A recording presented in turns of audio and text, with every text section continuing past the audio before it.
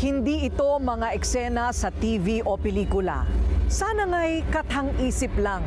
Ngunit, ang mga kwentong ito ay nanggaling mismo sa personal na mga totoong karanasan ng mga artista.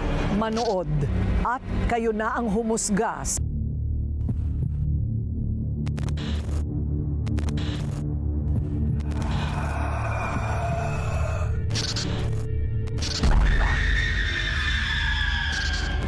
Kilalang award-winning actor at ngayon ay isa ng direktor na si David Chua.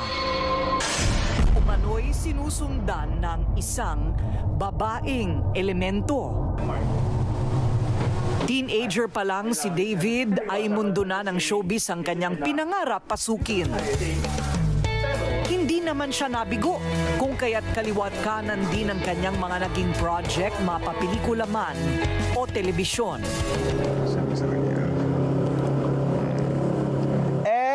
Cut! Noong 2008, kasama ang kapwa-artistang si Gerald Anderson sa kanilang taping sa Baguio City. Ah bro, anong oras call time bukas? Sabi, 6 a.m. daw. Napahinga ka na? Oo. Sa pagod ay kaagad ding nakatulog ang magkaibigan sa kwarto. Pero pagdating ng 3:00 ng madaling araw, si David naalimpungatan.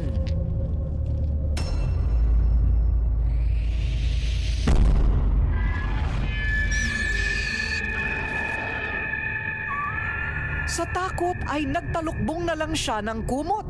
The following day, nung umaga, nung breakfast na, sabi ko, Je, nuksan ba yung TV ng mga madaling araw, 3:00? Hindi bro, tutulog na ako nun. Sabi ko, may nakita kasi ako girl, babae. Naka dun sa harap mo. Sabi niya, bro, gumising din ako ng oras na yun kasi bumukas yung TV. Nakita ko din. Kinumpirma naman sa Rated Corina ng aktor na si Gerald Anderson ang paglalahad ng kanyang kaibigang si David. At hindi pa pala ito ang huling beses na susundan si David ng pinaniniwalaan niyang babae.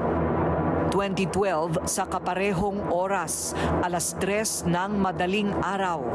Ang babaeng nakita niya sa Baguio. Ngayon ay tila nais na daw siyang saktan.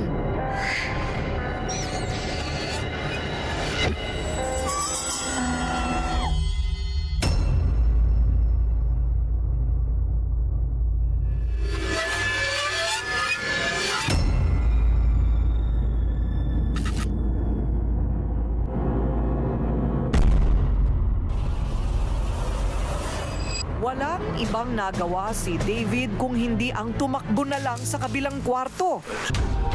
Pero tila ayaw siyang tantanan ng nasabing elemento. Ano ba naman to, Lord?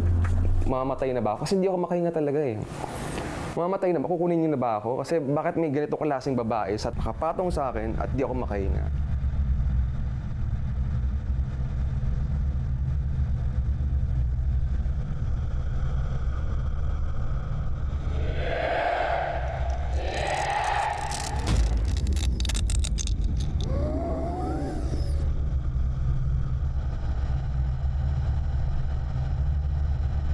Ayon kay David, bata pa lang daw siya, ay nakakakita na siya ng mga elemento. So lumalabas na bata ka pa lang, naririnig mo na yon sa mama mo. Oo, ganun nga ate kasi saan nga akala ko, totoo ba to? O parang medyo may pagka ganun ka na ba ng konti? Kasi sabi ng mga kapatid mo, nakakausap mo daw yung mga duwende, engkanto. At nilalapitan siya ng mga kapitbahay minsan na, "Oy Lucy, kaya mo ba tingnan yung bahay namin? Tingnan mo lang kung may mga elemento ba yan o ano." So ganun, nasanay na ako nung lumaki ako na may ganung abilidad yung nanay ko. Katunayan, ang kanyang nanay ay may angking kakayahan o pagkasensitibo din daw sa paranormal at kaya raw nitong kumausap ng mga kaluluwa.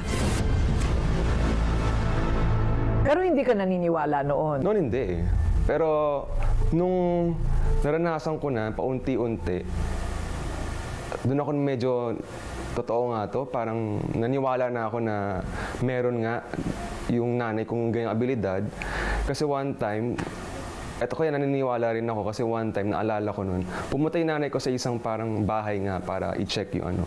May nagbigay ng pera sa kanya. Tinanggap niya. Pagdating niya sa bahay, may sakit mama ko for 2 days. Ginawa niya, binalik niya yung parang 5,000 pesos. Hindi pala pwede tumanggap pag yung may ganong kakalasing regalo. Bago binawian ng buhay ang ina, mahigit 2 taon nang nakakalipas. Naibilin ng ina kay David na ayaw sana niyang mamanahin nito ang kakayahang ito na umabot sa kabilang buhay.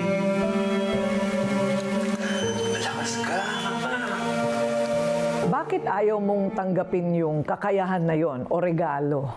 Na parang yung nanay mo, nabuhay siya na mayroon siya noon. Bakit ayaw mong tanggapin? Ate, isa tong responsibilidad eh. Responsibility yan na biniyaya sa'yo ng Diyos. Hindi mo dapat gamitin yan eh. Sa kung anumang bagay. Gagamitin mo yan sa kung anong gusto ng Panginoon.